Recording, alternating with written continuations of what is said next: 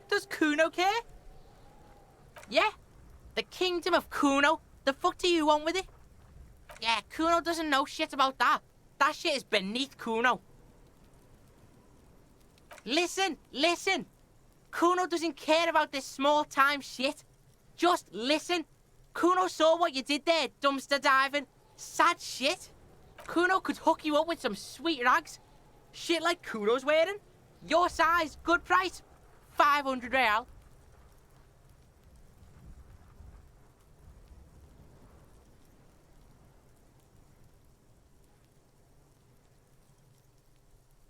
Look, Kuno ain't seen shit lying around. Except for that you took away. Now you want performance gear or not, Grandpa? The lieutenant remains silent. Whatever. Kuno was trying to help you, but you're too fat for falling anyway, pig. The fuck? A mug in the trash? Is this about the fucking clothes again?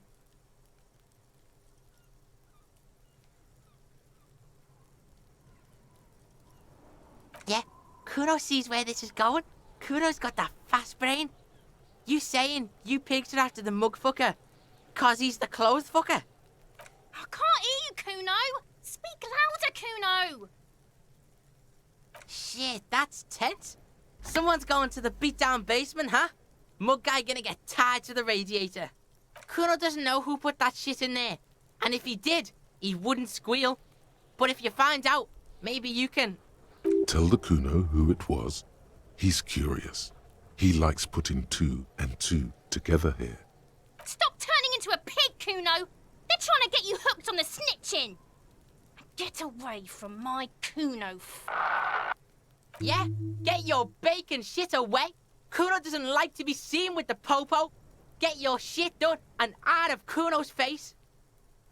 Yeah, whatever. Kuno doesn't fucking care.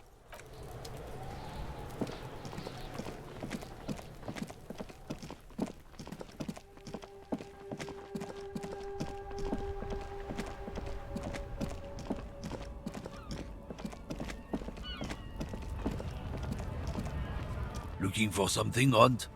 Come to tell me to fuck off again? Oh man, that's great. Look at that guy go. Haven't seen anything that funny in a while. God damn. Thanks for that, but no, it's not mine. He doesn't live in Martinez. Been admiring the stompers, Hunt? For sure. You can just make out a familiar pattern in the intricate tangle of treads on the rubber of his soles. It is the map of your city. It sure is. You'll see when the time comes, officer. True. Technically, you're...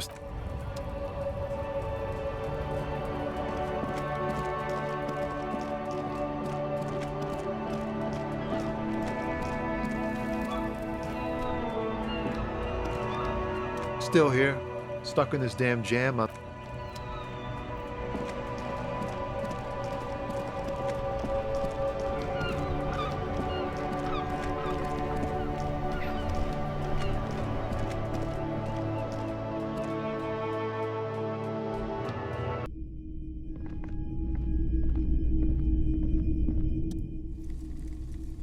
Hello, hello. Sure thing. Maybe. Shady-looking guys came in here yesterday, looking like they'd just taken off their Wild Pines overalls. They asked if I have a police weapon to sell. I told them I already sold it. They went their way. It was a trip, but you know, all sorts of people come here, asking for all sorts of things. Maybe Claire really is tracking down your gun. Sure, man. Have you tried it before? It's almost like he's worried for you. The lieutenant steps away, pretending to admire some of the knickknacks on display. Looks like he doesn't want to get involved. Go ahead then, he thinks. As long as you can walk straight, I don't care. Here you go, man. Not so sure about this. Because it's an anti-radiation drug, and you're a cop, not a post-apocalyptic scavenger. I respect your decision, officer. What else can I help you with?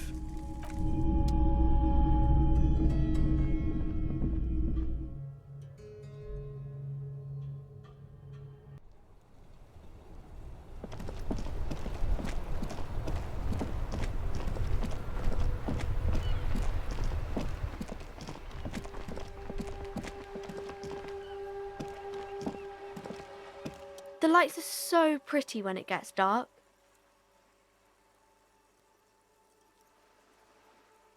Oh, kings and queens and generals of old, or artists and writers, or musicians, those kinds of people. There's usually something extraordinary about them. I think that's why people read them, to find the secrets of their fame. Seems like most people who read those books fail to get more famous from reading them. But it does make the famous people more famous. Okay, sir. It's the type of book where there's a rich lady and she has to choose between the good man and the bad man. Or there could be a story about a poor lady getting a rich man. It's about man and lady business, sir. It happens, but usually the guy gets rich in the process. Or should actually be rich himself, but has lost his family property unjustly, like during the revolution or something. Those are unhappy books, for most of the pages. People sad about what they have lost, but then it all turns out just fine in the end. These are not very common. You can't have a choice between bad and bad. Nobody wants to read a story like that. Well, maybe then it's fine. Maybe if the lady then decides not to pick either, because she doesn't need a bad man. Yes, that would be interesting. That's really not a proper romance story. That's more like everyday life. Not in romance books, sir. These are about nice and pretty people, and everyone is happy in the end. I haven't read many of those. Maybe you should ask Mum. I don't think it's a romance story if the main characters break up, though.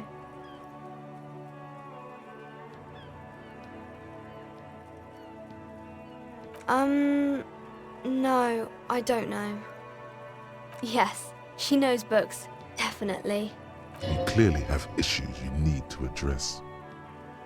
Maybe some about other books? Crime fiction is about murders or burglaries or things like that, and the work of a policeman or a private detective who's trying to solve a crime and catch the criminals. It's exciting to people, I guess. They get to imagine dangerous things, and it's kind of like a puzzle where you can guess who the criminal is or how the good guys are going to catch him. You don't look much like a policeman. Didn't mean to offend, sir. Sorry, sir. It's just that you don't look like Dick Mullen.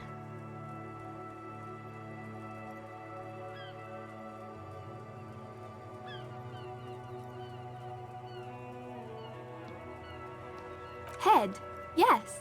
No, it's your soul. Your blue soul.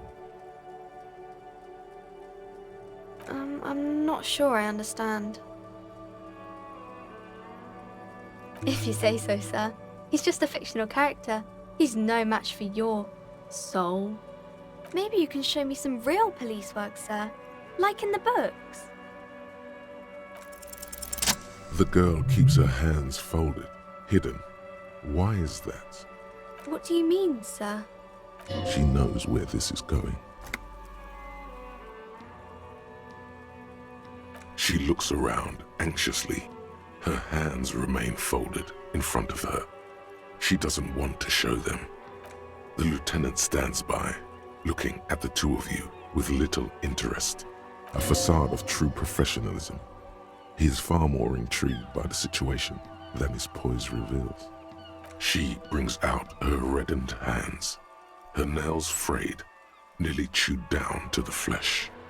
And you knew this from me keeping my hands folded? Well, that proves nothing. Anyone could do an easy deduction like that. She actually is impressed. This is more like a defensive reflex. She nods, half provocative, half enthusiastic. Maybe so, sir. Okay, I know it's a bad habit, and I shouldn't. It was okay, sir. There's more that can be achieved here. Ask her to do the same. You're quite sober. The lieutenant does not flinch at the comment. He does not flinch even a single bit. He is intensely not flinching. It takes effort. I'm sorry, sir. I hope things get better soon. There she stands, swaying on her feet, assaulted by the early spring breeze. She smiles at you. The whole situation suddenly feels familiar. Somehow, there's something you're missing.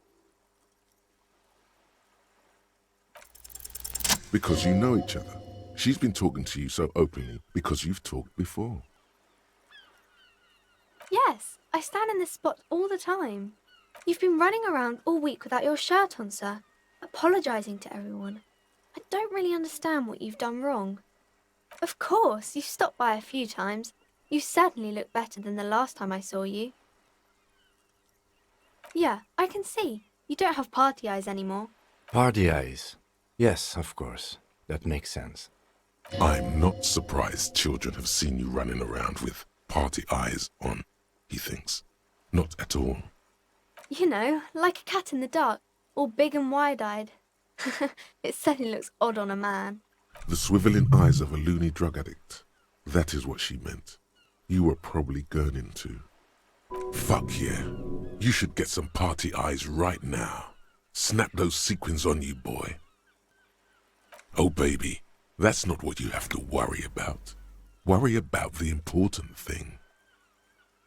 I didn't know I had to do that. I'm glad I could help you, sir.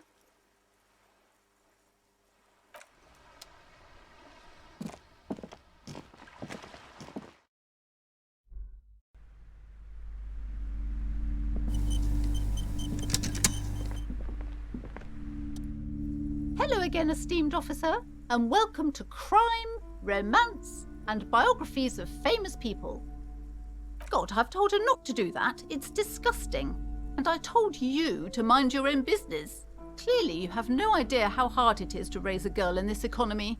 This economy is a mysterious force, like cosmic weather, mysterious and harsh. She can, if she has enough willpower. This is what's called growing pains. Life isn't easy. Life doesn't give breaks. Come on, ma'am. It's obvious she can't do anything about it. You are placing an unnecessary burden on a young child.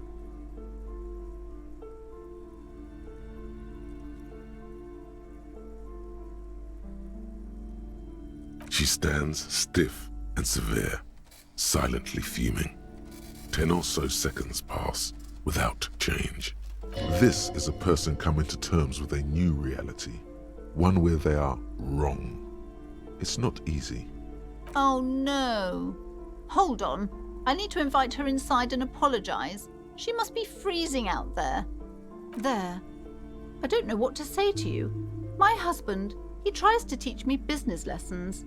I have what my mother called a dull mind. All this stress. It sounds like both the husband and the mother treat her the way she treats Annette.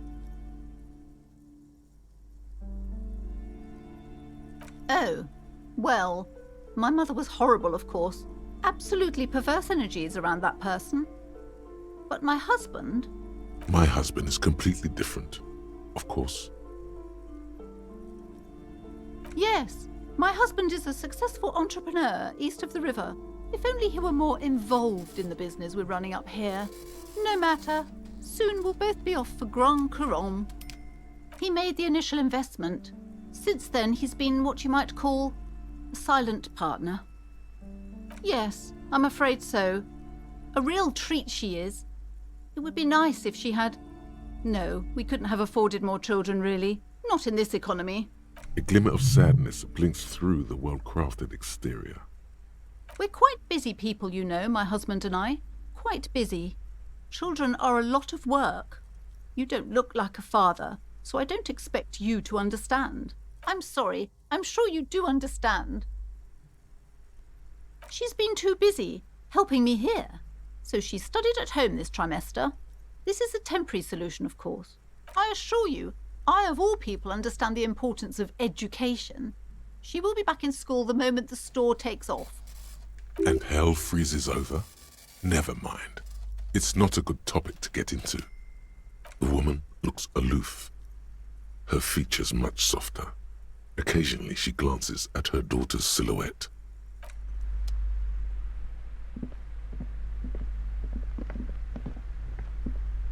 I'm sorry, sir. I can't talk right now. I'm very busy with my homework. I have so much homework now. You just can't win. Out of the rain and into the gutter. Math. It's really difficult. Like, really. They say you need it to get rich. Better than standing outside in the cold, I guess. Oh, I found something while you were away. I thought this would fit you.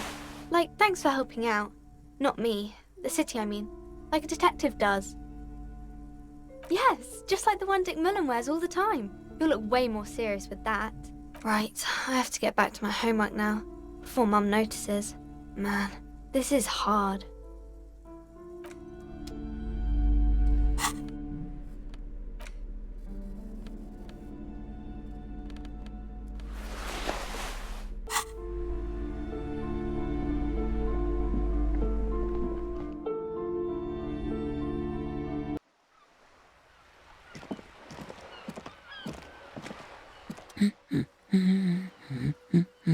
My husband? No, he's not. Excuse me? A bad husband? What do you mean? Do policemen just go around repeating what some kid off the street said? She doesn't mean to be antagonistic, but she can't help coming off defensive. Is she now? Annette's a sweet sprout, but she doesn't know anything about marriage. Why am I even talking about this? No, I don't. I have a good husband. The kind and helpful sort. And he's not missing. He's totally missing. I don't know. At home now? Out drinking with his friends? Working? Where is this going, officer? Yes, but I don't really need to know where my husband is. Not all the time. No.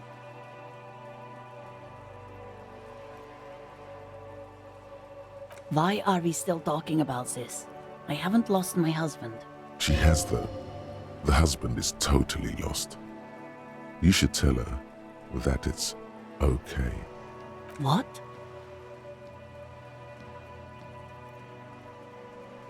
Who said anything about shame?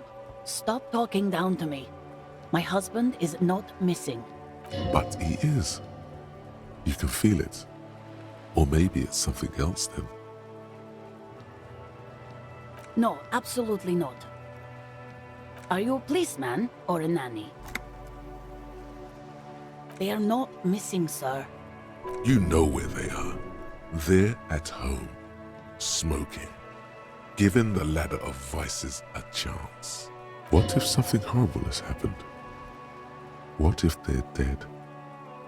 That's the bad vibe you got before. What? That's just... My daughters are perfectly fine. They're with their friends down in Shamrock. There's nothing to worry about.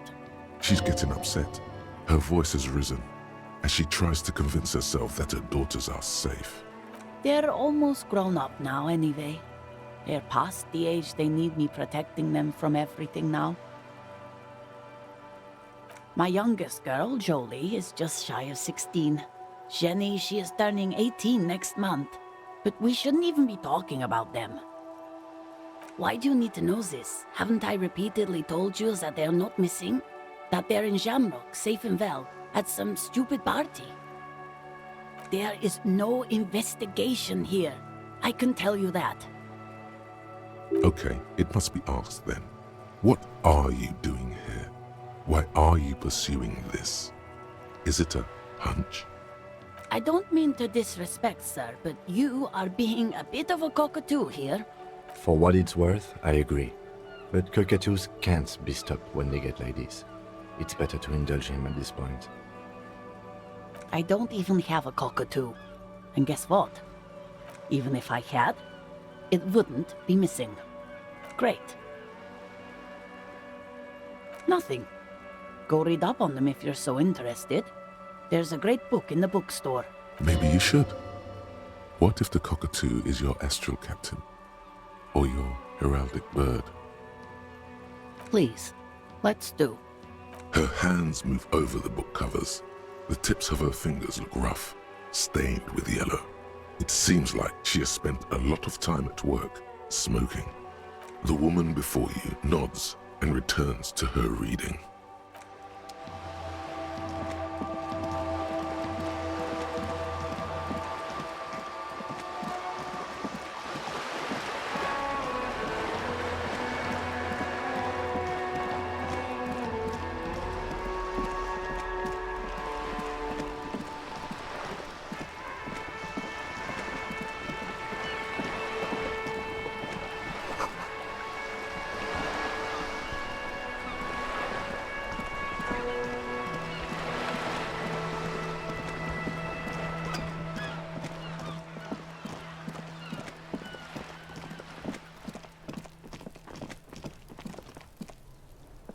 Trying to sneak up on me again? Trying to snuff me out?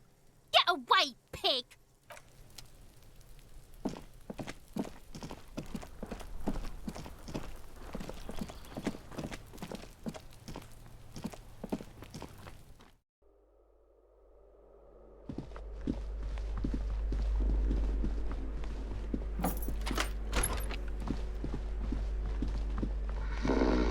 The aging alcoholic is still there, breathing.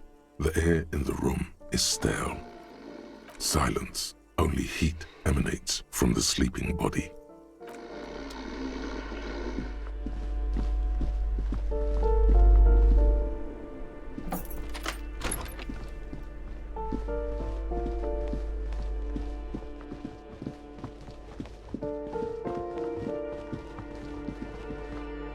You hear someone walk.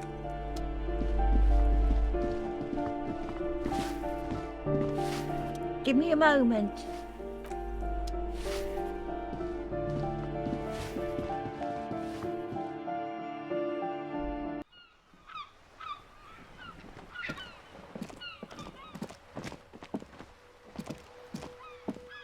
Hello again, officers. Have you come to admire my mural? What do I care about some fucking tin eggshells? Ugh, alright, sad piggy. I'll give you this one. I saw a little girl in the fishing village running around with military-grade handwear. Looked cute as hell. If you haven't been there, the village is a shithole down the coast from the main plaza. Have a good time! No. That's all the snitching Cindy the Skull does for today. Actually, I don't even know why I told you what I just told you. I have a weakness for animals. It's the animal thing again. Damn it. Or a weakness for police officers, miss. Thank you either way. Can't you tell? I haven't really started it yet. This place is severely lacking in havoc. Not even the occasional trash can fire to break up the tedium. I thought I'd mix it up, you know, summon the forces of crime, yeah? Thanks. You've lessened her desire to deface the building. I ain't no snitch. Actually, there is a shortage of people. We weren't put on this earth to...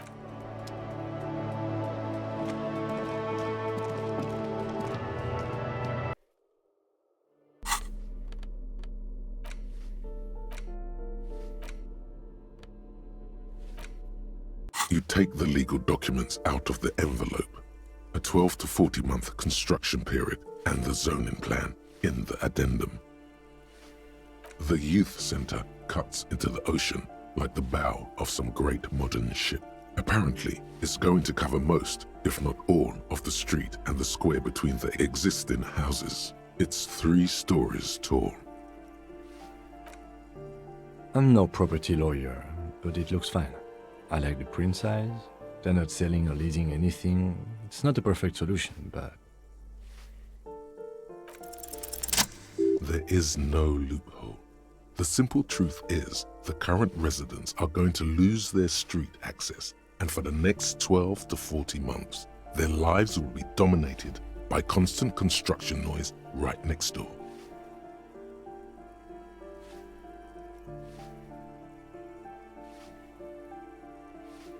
Once the construction starts, it'll probably take a few months, a year maybe, for even the most stubborn occupants to get tired of living like this.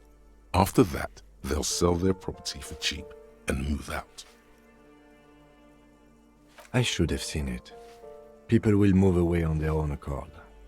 Yes, I suppose change always has a price.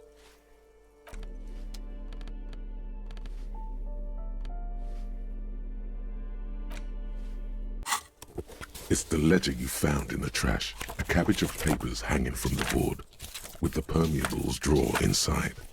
It's barely held together. Yes, at last, you find a way to piece them together using the alphanumeric code on the margin. HDB 41, date of initialization and time of arrival on the scene, followed by the title. For example, HDB 41120117000, the next world mural. Why yes, your precinct number is 41. Every last alphanumeric in the files begins with it. And these are your case files. It's safe to say HDB are your initials. Harry Dubois, HDB. Still feels like there's something missing from that. This one is relatively easy to reconstruct. Overnight on 1202, a graffito, nay, a mural, appears on an 8-story tenement overlooking central Jamrock. The building is a sparsely inhabited ghost tower, part of a failed real estate development called Grand Couronne. The mural is enormous. 2 silhouettes, a man and a woman, are kissing. The text cut into their form reads, "True love is possible, only in the next world. For new people, it is too late for us. Wreak havoc on the middle class. People call it that thing and that fucking thing. It's visible for miles. In 2 days, the station's complaints desk gets clogged with requests to remove the bummer. You and your partner are assigned to the case. The graffito crew is easy to track down. Only the belles-lettres have the literage of industrial paint to cover the surface. One of the graffito artists is rumored to be rich. They take responsibility for the execution, but not the design. The ideologue of the next world mural, as the crew calls it, remains an unknown. The crew agrees to clean up after themselves. However, your partner, JV, is against the removal, citing public support for conservation. This leads to a debate in Precinct 41, which then spreads to the streets of Jamrock, ending in a rare plebiscite organized by you and the rest of Row 3. The 9,000 people subjected to the mural's message, all of Lakeside, Central Jamrock, and Villa Lobos, plus half of the eminent domain, participate in the vote. Although the case begins with what appears to be a lot of rambling on the streets as to how juvenile and stupid the mural is, given a choice between 2 options. A staggering 78% of voters choose to keep it. Turns out the opposition were a loud minority, and that love truly is possible in the next world for new people, and it is too late for us.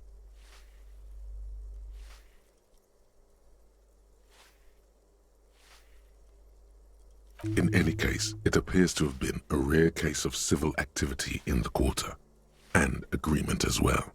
What do you want to tackle next? Not much has changed in the meanwhile.